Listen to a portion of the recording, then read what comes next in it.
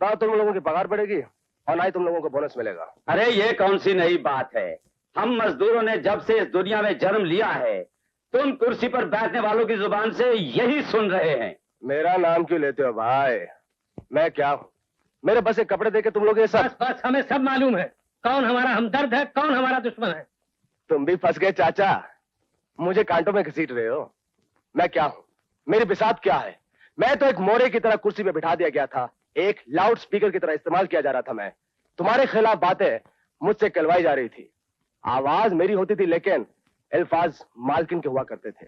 मैं एक कठपुतली की तरह था जिसकी डोरी मालकिन के हाथ में थी, जो जब जी चाहे जैसे चाहे घुमा देती थी और मैं घूम जाया करता था। असलियत जानना चाहते हो तो सुनो। तुम्हारा हीरो राम तुम लोगों की हमदर्दियों में बड़ी गर्मी दिखाया करता था शादी से पहले। अब क्या हुआ? शादी के बाद क्या हुआ? वो गर्मी, वो आवाज कहां गई? है कोई जवाब तुम लोगों के पास? रवि बाबू ठीक कह रहे हैं। अब आगे सुनो। सीता ने मुझे ठुकरा कर राम से शादी क्यों की?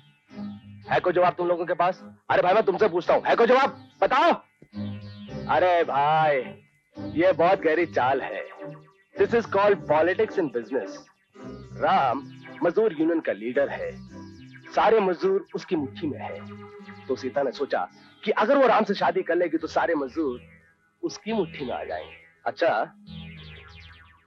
आप लोग सीता देवी के ऑफिस गए थे? हाँ गए थे।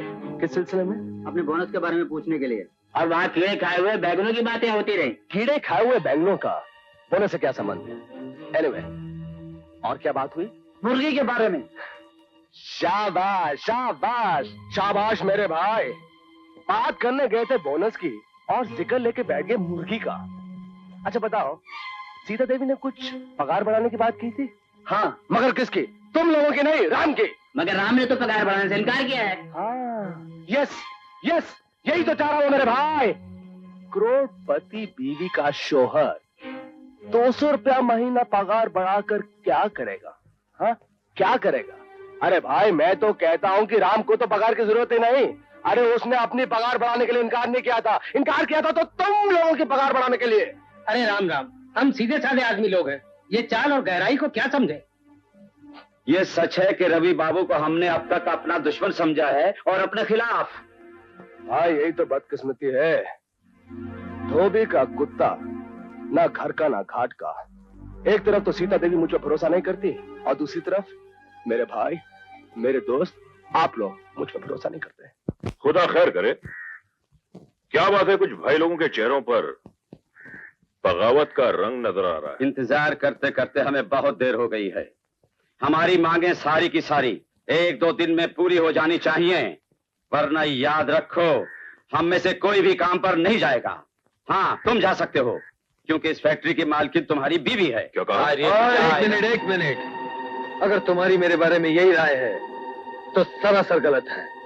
मेरी जाती जिंदगी का मेरी नौकरी से कोई संबंध नहीं। हम कल ही जाकर उनसे बात करेंगे और उसके बाद फैसला करेंगे कि हमें क्या करना चाहिए। क्या करना चाहते हैं और क्या कहना चाहते हैं आप?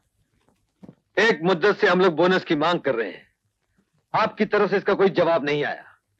अब हमें क्या करना चाहिए ये आपके फैसले पर निर्भर है। ऑल राइट, फिलहाल हमारा ये फैसला है कि हम आपको बोनस नहीं दे सकते। नहीं दे सकती? मगर क्यों? क्योंकि इस साल कंपनी को बहुत नुकसान हुआ है। नुकसान? हाँ, ऑडिटर साहब इन्हें समझाइए। हाँ, इस साल कंपनी को कई लाख का नुकसान हुआ है।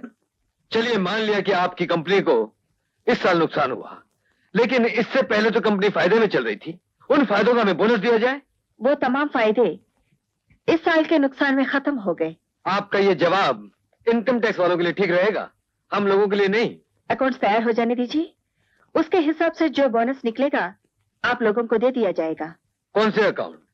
जो इस साल के नुकसान के बलबूते पर तैयार किए जाएंगे? हाँ, वही अकाउंट।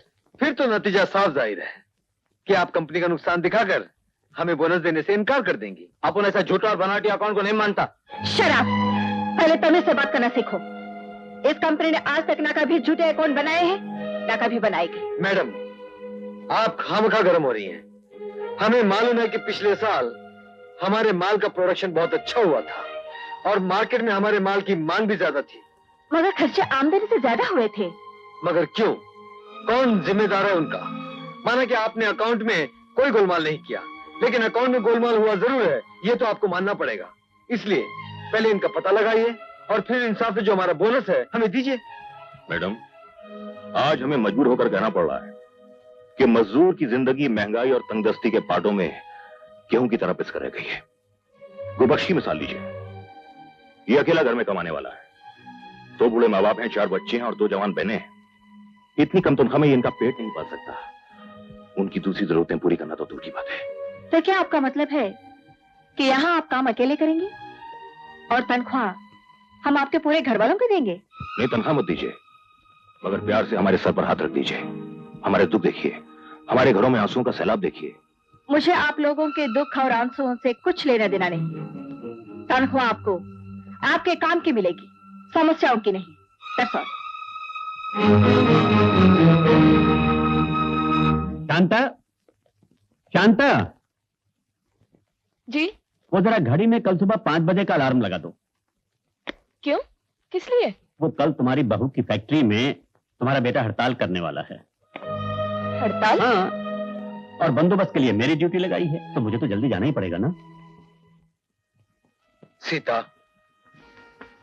कल सुबह जल्दी उठ सकती हो? क्यों? कल से हमारी फैक्ट्री में स्ट्राइक शुरू होने वाली है। सबसे पहले मुझे पहुंचना होगा। 5 मिनट जगा देना।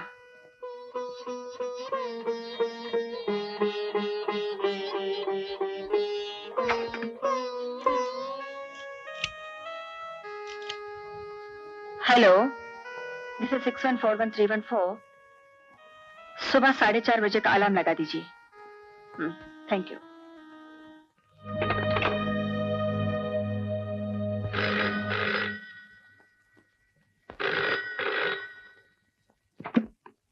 Hello, yes, thank you.